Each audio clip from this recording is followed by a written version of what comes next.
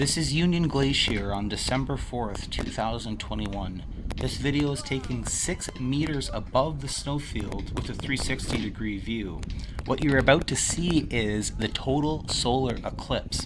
So in Dave McKeegan's 2024 footage, you should not have any issue with shadows like this when the sun is at the lowest point, especially when we can now compare it to footage from 2021 of what seems to be completely random people who would have had to have part of this if everyone's been faking this. Because remember, anyone can go there to test this out. Like, it's not that big of a deal. This is exactly what the flat earth model predicts. But what's very special is that this video is in 3D. So you can rotate it around 360 degrees and see everything. Why that matters is the shadows that we got to see before. See all this? So we have data from 2001 of people who went there and recorded this. So you can very detailed see all this. So it's very good. You get to compare the exact same mountains and backgrounds that we got to see.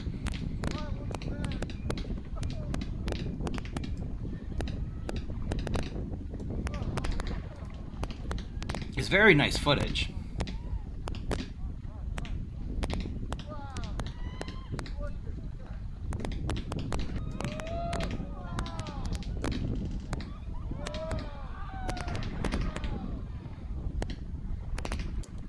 So stay tuned because I'm going to show you how we predict this on the Flat Earth model, the Firmament Tracker's Flat Earth app. Because we can verify whether this footage is real. Is that angle of elevation what it should be in December 4th, 2001? What's that star over there, that little glow thing? But remember, this is a while. This is 3 years ago.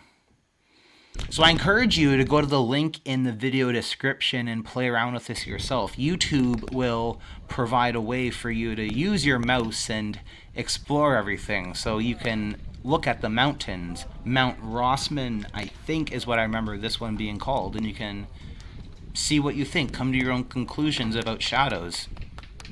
Look how long that is. So in the flat earth model, we can also look for eclipses. We can, actually, let me reset the counter.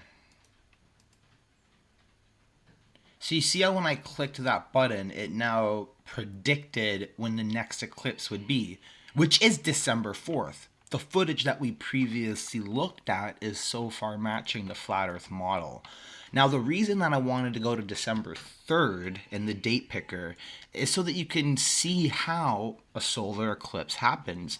Very basically, it's the new moon, which means a solid black object, and we have it intersect with the sun. So let's go forward in time and even ignore what I just said about intersection, because that might confuse you, and just look at their orbital paths. For those of you who might know Eastern cosmology, the lunar nodes, when the lunar nodes intersect, that's probably the better term I should have used. But you see that as we continue going through, that intersection happens. So now if we go to look at the moon, we do start having a partial eclipse. This is a partial eclipse so far. Now, this is just the Soros cycles. So we can use Soros cycles to know the day of an eclipse. We don't know the time of the eclipse yet, but using a flat earth model, it becomes very easy to predict that.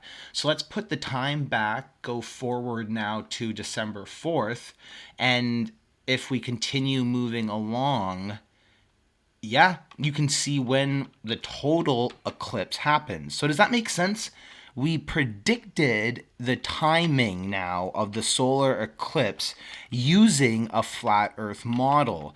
And you can see that I'm telling you the truth, because up there at the top, all the Soros cycles give us is that December 4th. We know there's a solar eclipse on December 4th, but we didn't know the exact timing until we implemented it into the flat earth model, and I had to manually slide the time around But if you look now, it seems that at 1:36 a.m. Central Time, because my time zone is in Belize, that is when the total eclipse would happen.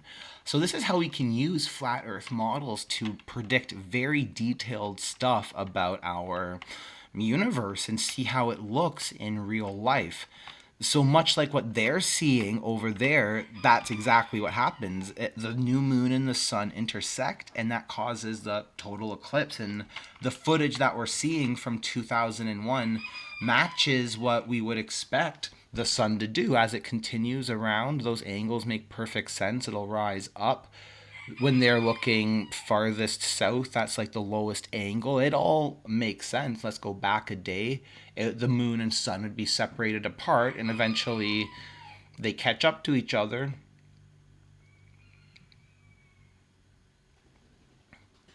And this is how people have been predicting eclipses to the exact time for thousands of years. Obviously, now that we have visual models, it's so much easier. But you can understand that you don't need this. Every time that I slide that across, a geocentric astrologer, cosmologist from thousands of years ago, the pharaoh's sorcerers, they were doing this. It's a timely process, but they had all the time in the world to do this, and that's how they were able to predict eclipses, know so much stuff, and it's no different than the heliocentric model. You can reverse engineer any system you want from this flat observer centric data, no matter what we're talking about, right angles to this sun. For example, right now the sun has an angle of elevation of 27 degrees. The moon has an angle of elevation of 24.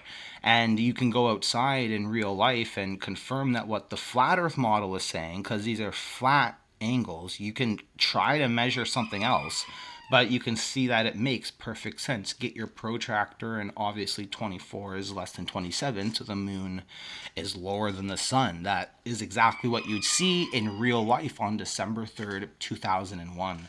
So we can use the flat Earth model to analyze people's footage. For example, if it was night, that planet right below to the left, that should be visible. So we might expect to see Mars. If it was nighttime and there should be a bright little star to the bottom of the moon, for example.